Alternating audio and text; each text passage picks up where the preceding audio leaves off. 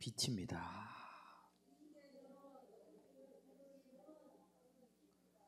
다시 한번 징계는 어둠을 밝히는 빛입니다. 아멘. 우리 성도님들 지난 정읍 세정교회 집회 은혜 많이 받으셨습니까? 아멘. 아마도 이번처럼 우리 성도님들과 함께 다른 교회에서 진행하는 집회를 직접 참여했던 적은 거의 처음인 것 같아요. 우리 성도님들 좋은 경험이셨겠죠? 유익한 시간이었습니까? 네. 이번 집회의 주제가요, 혹시 기억나십니까? 구원의 행복을 찾으라 였는데, 우리 정읍 세정교회 성도님들도 이번 부흥 집회를 통하여 구원의 행복, 특히나 회개의 행복을 다시금 되찾게 된 것도 너무 감사하지만, 저는 무엇보다 이번 집회를 통해서 우리 강주 새사람교회 성도님들도 함께 처음 사랑과 처음 믿음을 다시금 회복할 수 있는 너무나 좋은 기회가 되었던 것 같습니다. 그래서 우리 이번 집회를 또 주관해 주신 하나님께, 그리고 수고하신 목사님과 사모님에게 감사와 격려의 박수 한번 뜨겁게 보내드릴까요? 네. 고린도전서 4장 20절 말씀에 보면 하나님의 나라는 말에 있는 것이 아니라 어디에 있다? 오직 능력에 있다는 말씀처럼 앞으로도 우리 담임 목사님 능력 있는 목회 잘 감당하기 위해서 많이 기도해 주시고, 뿐만 아니라 그 말씀을 먹는 우리 성도님들의 모든 삶 속에서도 그 살아있는 말씀의 능력과 권세가 정말 제한 없이 곳곳에서 나타날 수 있기를 주님의 이름으로 축복합니다. 자, 1941년 2차 세계대전 당시에 일본이 미국 하와이에 위치한 진주만을 공습했던 적이 있었습니다. 자, 이 당시의 피해 규모가 정말 막대했는데요. 함선 12척이 침몰하고 비행기 188대가 격추되었다고 하고요. 게다가 이 공습으로 인해 군인 2,335명, 그리고 민간인 68명이 사망하는 정말 큰 인명피해가 발생하게 되었다고 합니다. 자, 그렇다면 과연 이 당시에 미국의 정보기관이 일본이 진주만을 공습할 거라는 사실을 전혀 예상하지 못했을까요? 미국의 정보력은요, 지금도 그렇지만 이 당시에도 세계 최고의 수준을 자랑했었습니다. 하지만 일본이 진주만을 공습할 거라는 여러 가지 사전의 정보와 조짐이 충분히 있었지만, 그럼에도 미국의 입장은요, 설마 일본이 진주만까지 찾아오겠어?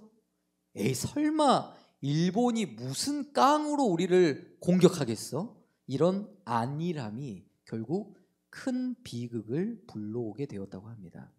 그리고 2001년에 미국에서 있었던 9.11 테러 사건 다들 아시죠? 자, 이 사건도 마찬가지였다고 그래요. CIA에서 항공기가 납치가 되었고 곧 테러가 일어날 거라는 정보와 징후를 이미 몇 차례나 파악을 했음에도 불구하고 이 징후를 무시한 결과 무려 2,977명이 이 테러로 인해 사망을 하게 되었다고 합니다. 그리고 전쟁과 테러뿐만이 아니라 건강도 그렇습니다. 자, 심장마비나 심근경색과 같은 이 질병들도요, 하루아침에 찾아오는 것이 아니라 먼저 나타나는 전조 증상이 반드시 있다고 합니다.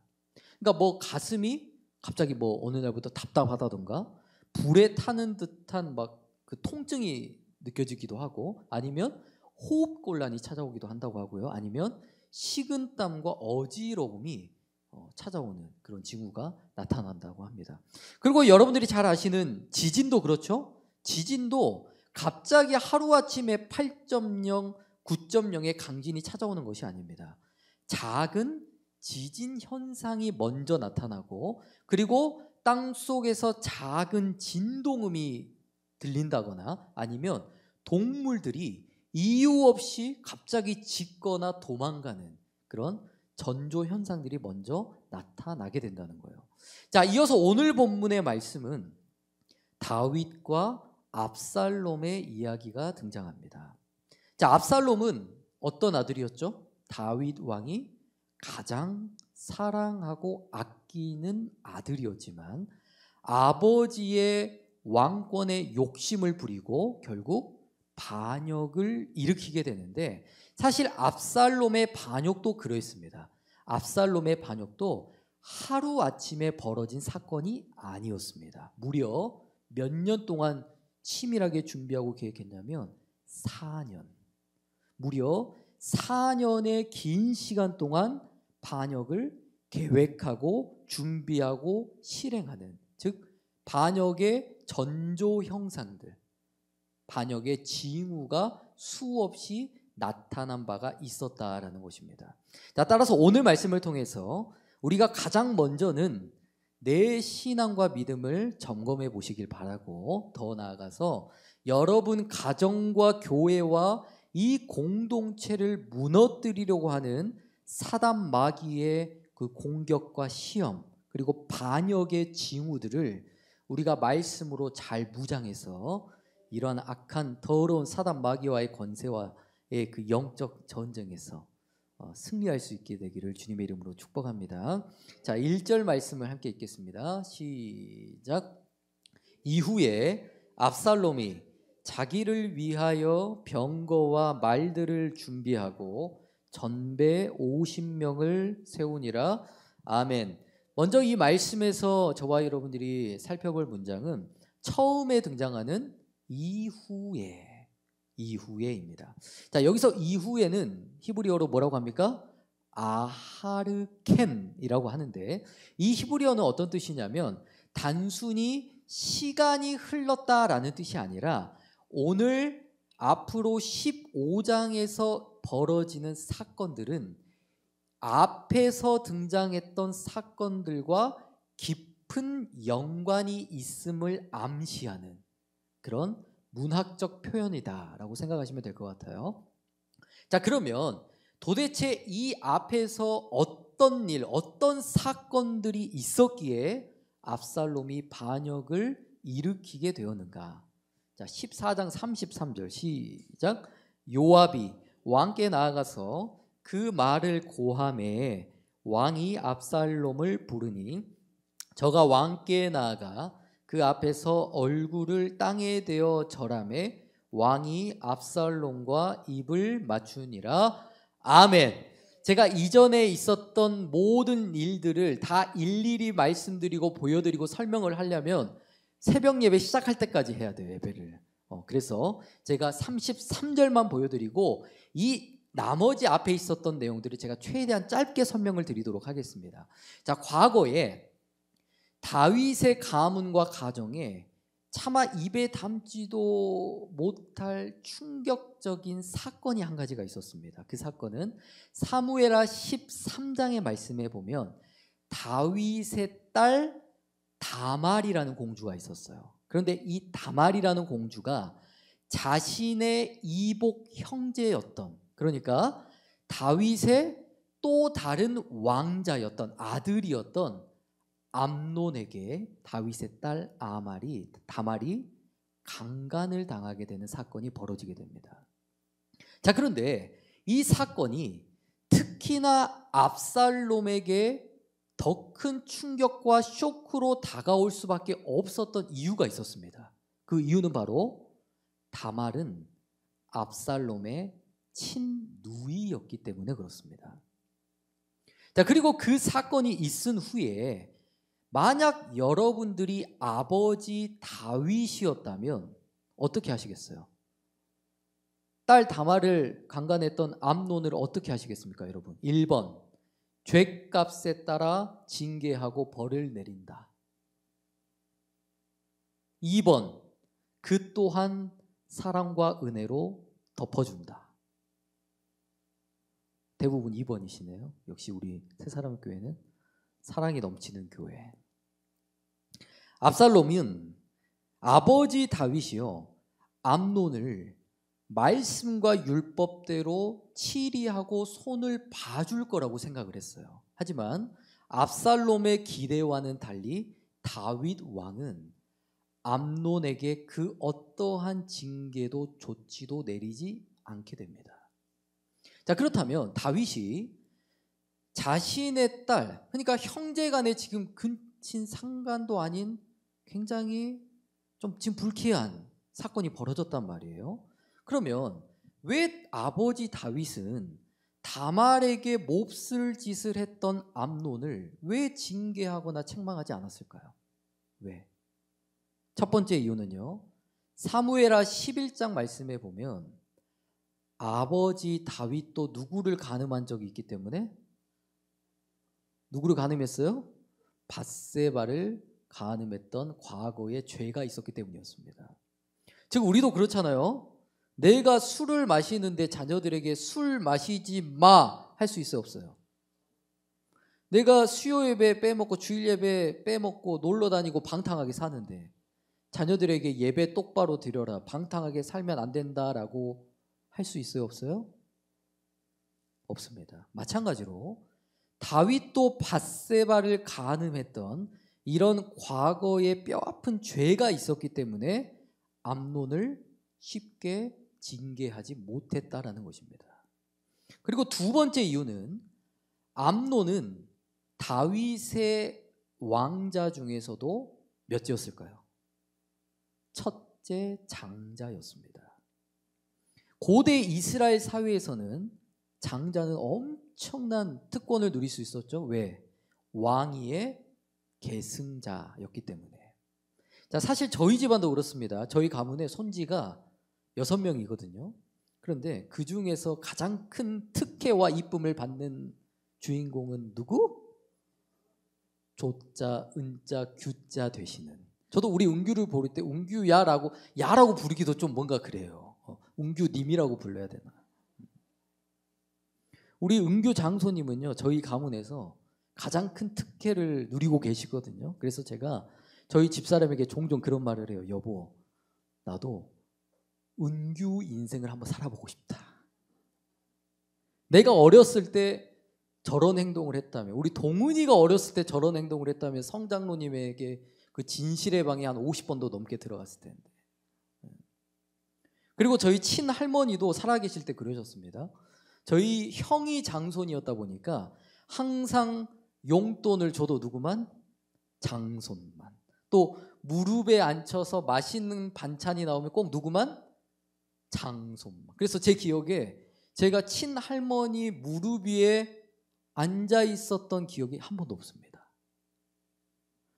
그리고 여기 서 있는 저도요, 솔직하게 우리가 손지가 6명이지만 다른 아이들보다 은규에 대한 애정과 기대와 사랑이 남다르다는 게 저도 느껴지고 옆에서 보고 있는 저희 집사람도 그렇게 이야기를 할 정도입니다. 그래서 오늘 말씀 암논도 마찬가지 장자로서의 그런 특혜와 이쁨을 유독 다윗 왕에게 많이 받았기 때문에 다윗이 함부로 징계를 하지 못했을 것이다. 자, 그리고 다윗이 암논을 징계하지 못했던 세 번째 이유는 다윗은요, 영적으로는 위대한 왕이었지만 자녀 양육과 권징에 대해서는 매우 취약한 아버지였습니다. 그래서 성경의 기록을 보면 다윗은 자녀들이 잘못을 하거나 범죄할 때 훈계를 하거나 징계를 한 적이 없었습니다. 또 열왕기상 1장 6절에 보면 이런 말씀이 있는데 5절부터 시작. 때에 학깃의 아들 아도니아가 스스로 높여서 이르기를 되리라 하고 자기를 위하여 병거와 기병과 전배 50인을 예비하니 저는 압살롬의 다음에 난 자요 채용이 심히 준수한 자라 그 부친이 내가 어찌하여 그리하였느냐 하는 말로 한 번도 저를 섭섭하게 한 일이 없었더라. 아멘. 자, 아버지 다윗에게 반역을 저질렀던 아들은요, 사실 압살롬뿐만이 아니었습니다. 5절에 보니까 또 누가 있습니까? 핫깃의 아들 아도니아가 스스로 높여서 이르기를 내가 왕이 되리라 하고, 즉 압살롬 반역 사건 이후에 아도니아도 압살롬과 똑같이 다윗을 반역했던 적이 있었다라는 거예요. 자, 그리고 이어지는 6절 말씀에 보니까 반역을 일으켰던 아도니아에게 아버지 다윗이 한 번도 섭섭한 말을 한 적이 있다 없다? 징계와 쓴소리를 한 번이라도 한 적이 있다 없다? 6절에 보니까 내가 어찌하여 그리하였느냐 하는 말로 한 번도 섭섭하게 한 일이 없다. 그러니까 다시 말하자면 아버지로서의 다윗을 우리가 좋게 표현을 하자면 어떤 아버지다? 사랑이 많고 인자가 많고 모든 것을 오케이, 모든 것을 오냐 품어주기만 하는 그런 아버지였다. 하지만 반대로 아버지 다윗을 좀 안 좋게 이야기하자면 자녀의 잘못을 바로잡지 않고 자녀들의 죄를 그대로 방치하고 방임하기만 했던 그런 아버지였다라고 볼 수가 있다는 거예요. 저도 얼마 전에 우리 은솔이 우느랑 오랜만에 키즈 카페를 다녀온 적이 있었는데 거기에서 어떤 한 남자아이가 손버릇이 너무 안 좋은 거예요. 그래서 누가 앞에 자신을 가로막잖아요. 그럼 주먹으로 때려버려요. 그리고 내가 미끄럼틀을 이제 키즈 카페 미끄럼틀을 타려면 줄을 서야 되잖아. 줄을 쓰기 싫다고 막 바로 차버려요. 앞에 줄 서 있는 아이들을.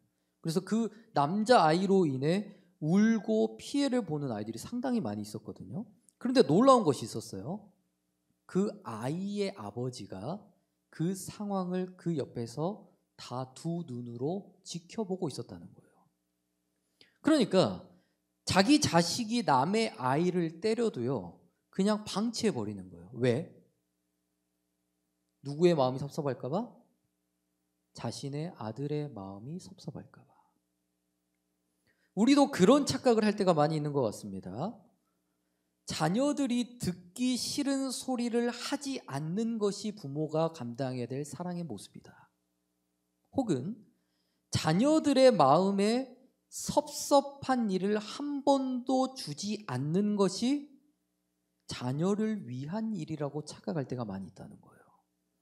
하지만 성경은 그렇게 말씀하지 않습니다. 시작.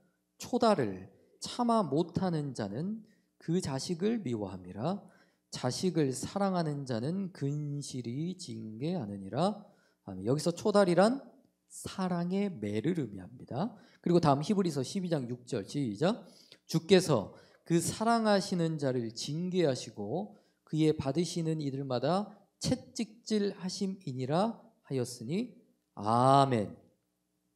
여러분, 요한일서 4장 16절에 보면 하나님은 사랑이시다라는 말씀이 있습니다.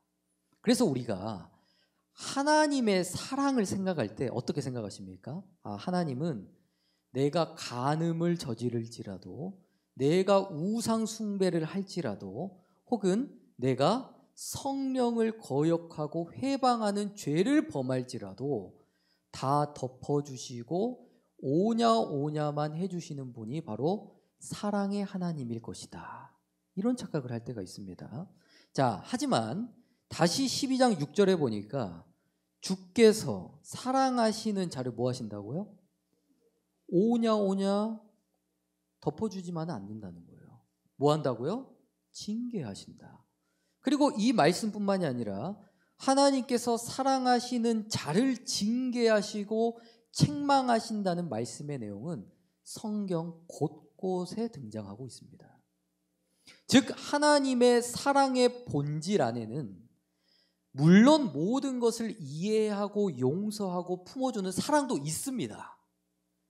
그런데 그 영혼을 사랑하시기 때문에 징계를 해서라도 죄를 깨닫기를 바라시고 또한 그에게 회개할 기회, 회복할 기회를 주시는 것도 하나님의 사랑에 포함이 되어 있다는 거예요. 자, 예를 들어보자면 이스라엘 백성들이 금송아지를 만들고 우상 숭배를 할 때 하나님이 가만히 놔두셨습니까? 모세 한 사람을 빼놓고 내가 나머지 모든 이스라엘 백성들을 멸하시겠다고 징계하셨습니다. 또 고라 자손과 족장들이 모세와 아론을 원망하고 대적하고 반역할 때 하나님께서 그들의 죄를 끝까지 눈 감아 주시고 용서해 주셨습니까? 아니요. 땅이 갈라져 반역한 모든 사람과 물건을 삼켜버렸다고 말씀합니다. 또 지난 시간에 나눈 말씀 민수기 25장에서 이스라엘 백성들이 시딤에서 모압 여인들과 음행하고 또 바알 부올에게 부속이 되었다고 그랬어요. 그때도 마찬가지. 하나님께서 이스라엘 백성들을 징계하시고 진노하시사 연병을 내리셨고 무려 2만 4천 명의 백성들이 목숨을 잃게 되었습니다. 그리고 예수님은 안 그러셨을까요? 우리 예수님께서 사역하시는 모습을 보면요, 물론 온유하시고 겸손하시고 항상 낮은 자리에서 섬기는 그런 사랑의 모습도 많이 보여주셨지만 죄와 불법에 대해서는 그 누구보다 엄하고 독하고 거침없이 쓴소리와 징계를 하실 때가 훨씬 더 많이 있으셨다는 거예요. 그렇다면 여러분, 하나님께서 방금 읽었던 말씀처럼 사랑하시는 자를 징계하실 수밖에 없는 이유가 무엇일까요?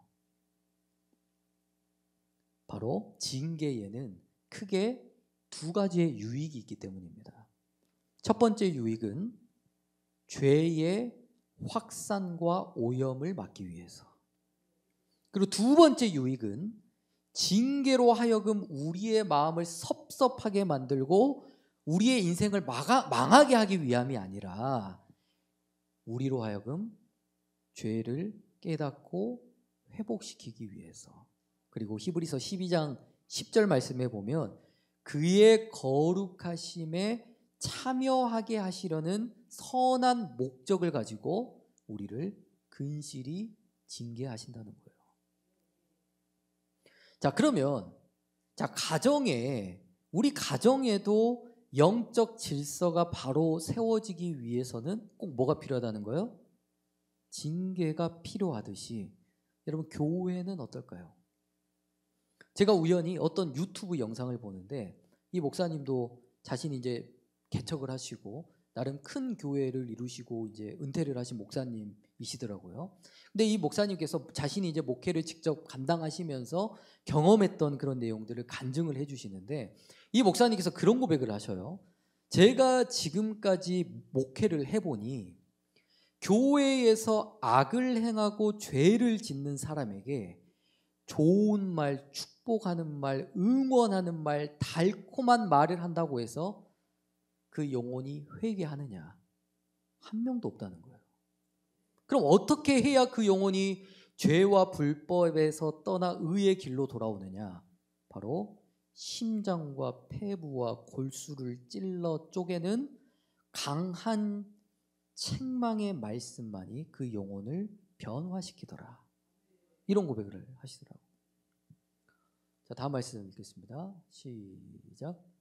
내 형제가 죄를 범하거든 가서 너와 그 사람과만 상대하여 공고하라. 만일 들으면 네가 네 형제를 얻을 것이요. 자, 그 다음 시작. 범죄한 자들을 모든 사람 앞에 꾸짖어 나머지 사람으로 두려워하게 하라. 아멘. 여러분, 징계가 구약 시대에서 끝났습니까? 아니요. 예수님도 징계하라고 말씀하셨고 초대교회 안에도 징계는 존재했습니다. 그리고 다시 디모데전서 5장 20절을 보니까 범죄한 자들을 누구 앞에서 꾸짖으라고요? 조용히 가서 꾸짖으라는 게 아니고 모든 사람 앞에서 꾸짖으랍니다. 즉 교회 안에서도 누군가 압살롬과 아도니아처럼 반역을 일으키려고 하는 조짐이 보인다거나 혹은 이단이 들어왔다던가 혹은 어떤 여우가 포도원을 허물고 영적 질서를 무너뜨리려 하고 성도들을 이간질하여 분열을 야기시킨다. 그럼 어떻게 해야 된다는 거예요? 그럼 반역의 징후가 나타날 때 어떻게 해야 된다는 거예요?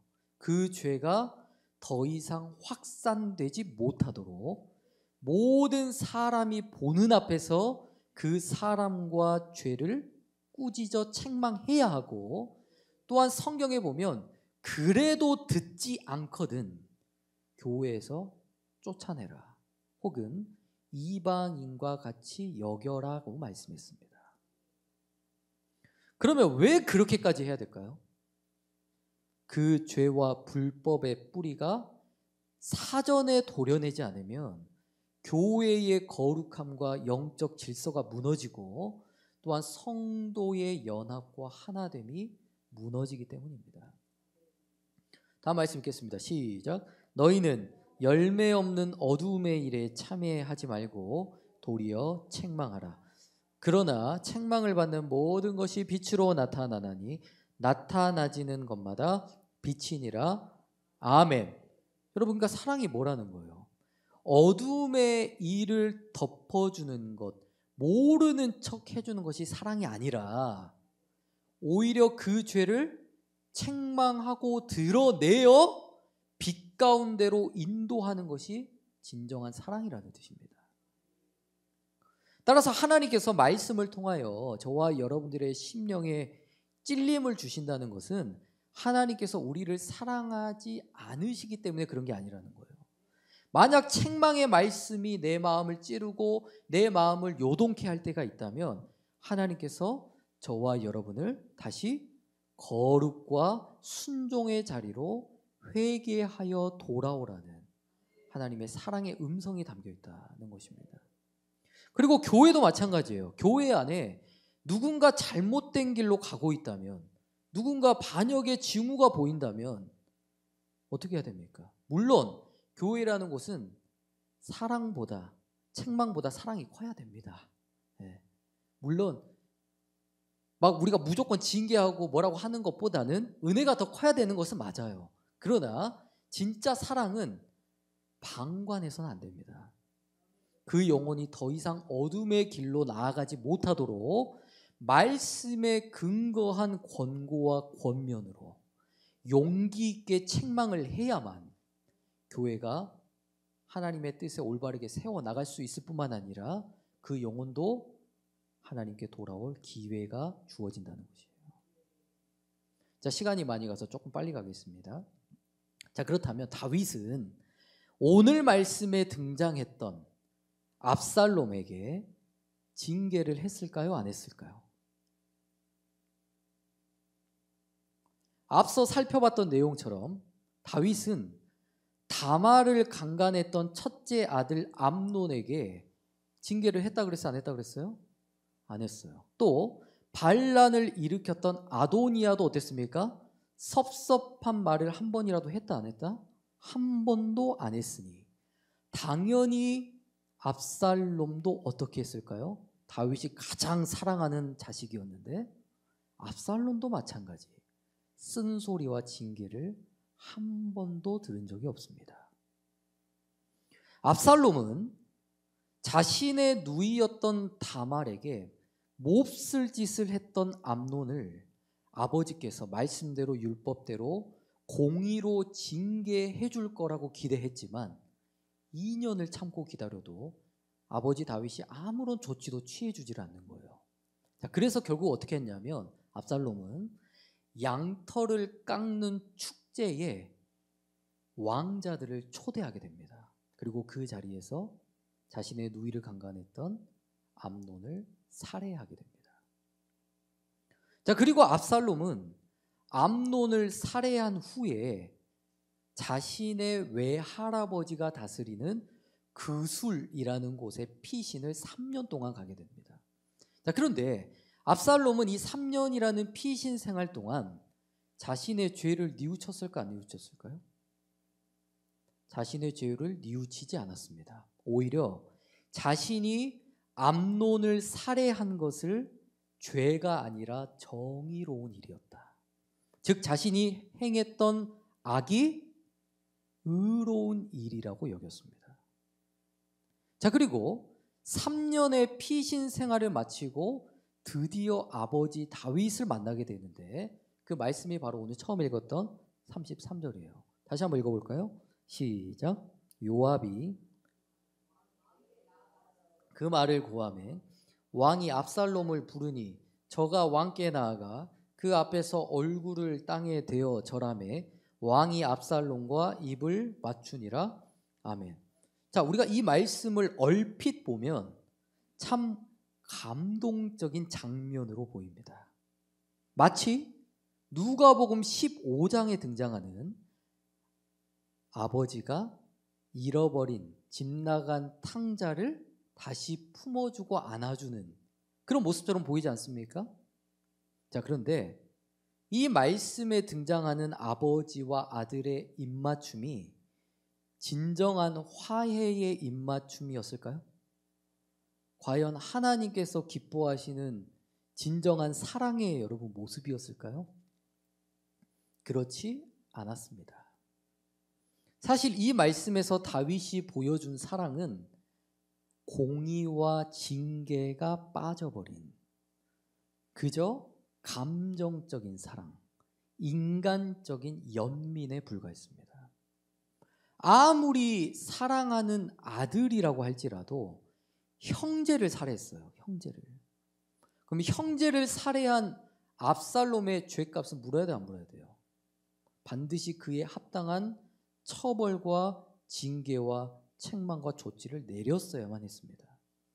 하지만 다윗은 그 어디에도 압살롬의 죄에 대한 책망도 징계도 회개의 확인도 없이 단순히 감정적으로만 압살롬을 받아준 결과 이 둘의 입맞춤이 어떤 입맞춤이 되어버렸는지 아세요?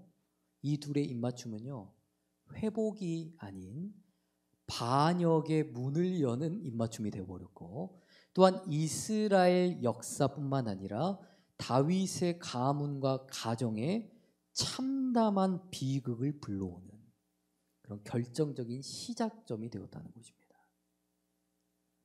자, 그러면 압살롬이 어떻게 구체적으로 반역을 준비하고 실행하게 되는지는 오늘 시간이 많이 가서 다음 시간에 구체적으로 나눠보기로 하고, 자, 다음 말씀 함께 읽겠습니다. 시작. 채찍과 꾸지람이 지혜를 주거늘 임의로 하게 버려두면 그 자식은 어미를 욕되게 하느니라. 아멘. 자, 채찍과 꾸지람이 무엇을 준다고 말씀하죠? 지혜를 준다. 자, 한 가지 쉽게 예를 들자면, 자, 농부가 상한 나무의 가지를 다듬어내고 잘라내야만 하는 이유가 뭘까요? 아까운데 그걸 왜 잘라야 돼요? 만약 그것을 그대로 방치해 버린다면 그 상한 가지가 다른 가지도 상하게 만들고 결국 그 나무는 좋은 열매를 거둘 수 없게 됩니다. 하지만 농부가 나무 가지들이 아깝고 자를 때 마음이 아프고 괴로울지라도 그 가지들을 잘 다듬으면 어떻게 됩니까? 그 나무는 더 건강하게 더 좋은 열매를 풍성히 맺을 수가 있는 것입니다. 즉 채찍과 꾸지람과 징계가 바로 그런 역할을 한다는 거예요.